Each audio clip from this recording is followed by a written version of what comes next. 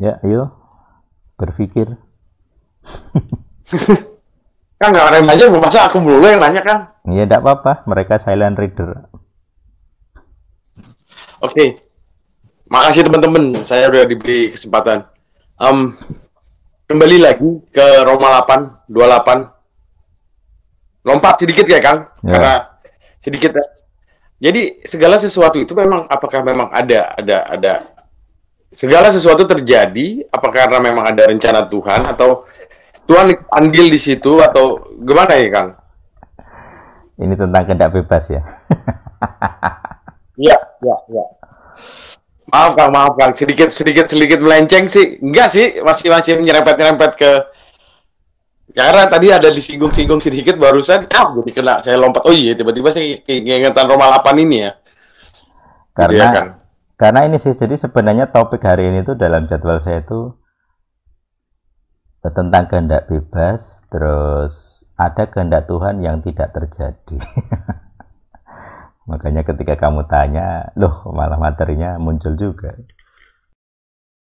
Ya, jadi tentang kehendak bebas,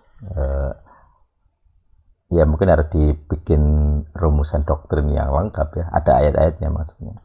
Karena ini nanti akan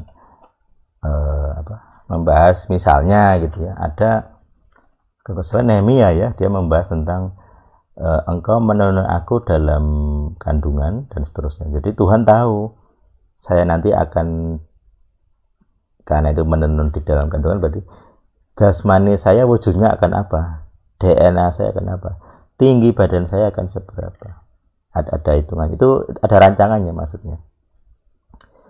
Jadi dalam DNA ini kalau kita belajar biologi ya, jadi DNA itu memberi kita peluang misalnya tentang tinggi badan gitu. Jadi dia tuh punya program, kalau ada makanan yang cukup di masa remaja, tinggi badannya akan sekian, maksimal. Kalau kurang, minimal akan sekian. Jadi kayak ring. Jadi program itu akan membangun sesuatu, tapi tergantung input makanannya.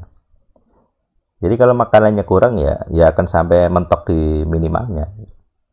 Nggak akan bisa tambah gitu. Tapi kalau cukup dan keadaan sehat dan seterusnya, bisa maksimal gitu. Makanya sekarang anak-anak semakin tinggi. DNA-nya sama, programnya sama. Tapi penampilannya, fenotipnya, jadi genotipnya tetap, fenotipnya, jadi yang kelihatan itu berbeda, lebih tinggi. Nah, itu rancangan. Nah, itu berkaitan dengan saya bahas, katakanlah itu kehendak Tuhan gitu ya. Jadi Tuhan punya rancangan. Rancanganku lebih tinggi dari rancanganmu, rancanganku lebih baik, itu ada ayatnya. Kemudian Roma 8:28, Tuhan bisa memakai kejahatan untuk membawa kebaikan bagimu.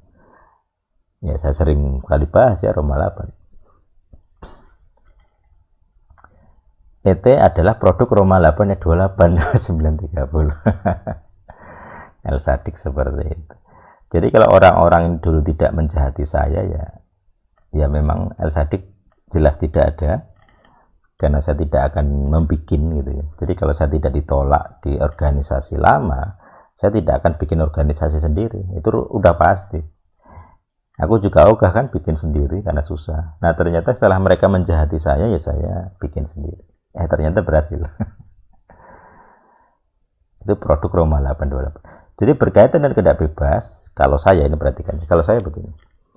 Jadi kehendak bebas kita itu kayak ada batasnya gitu ya. Termasuk tadi Roma 8:28. Jadi dalam kehendak bebas itu orang diberi kebebasan menyerang saya, menyakiti saya dan seterusnya dan seterusnya. Tapi malahan gitu, dengan serangan itu saya bisa lebih baik. Aneh ya. Kalau mereka tidak menghina saya tidak akan semangat malahan. Makanya kadang dalam pelayanan El Sadik, kalau ada tantangan saya semakin semangat. Ada yang menghina, saya semakin semangat. Karena berarti ada setan yang melawan saya. Lewat apa ya? Lewat manusia-manusia ini. Saya mau di jalan, ada yang mepet-mepet, dia seperti kerasukan gitu. Cebel tidak sadar gitu. Akhirnya saya ditabrak, kan begitu pernah. Ya bagaimana orang dengan free will ya. Jadi Tuhan ada dari rancangan Tuhan, makanya di ayat 30 itu bagi orang-orang yang terpanggil sesuai rancangannya. Jadi bagi orang yang lahir kembali ada suatu rancangan, terus kehendak bebas itu ada batasnya. Termasuk kehendak bebas orang lain yang menyakiti kita itu ada batasnya. Batas apa? Batas di mana itu bisa dipakai untuk kebaikan kita. Jadi kalau ada orang dengan kehendak bebasnya mau menyerang kita, tapi itu tidak ada kebaikannya, kita akan aman. Tidak mungkin.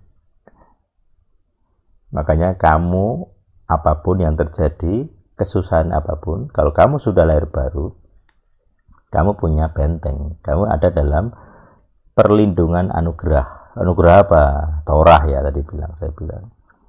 Kalau kamu belum lahir baru, kalau ada orang menyakiti kamu dengan kehendak bebasnya, sesuka dia, kamu benar-benar rugi. Tapi kalau kamu lahir kembali, orang menyakiti kamu dengan penderitaan, dengan macam-macam apapun, yang perhatikannya apapun, itu masih bisa membawa kebaikan.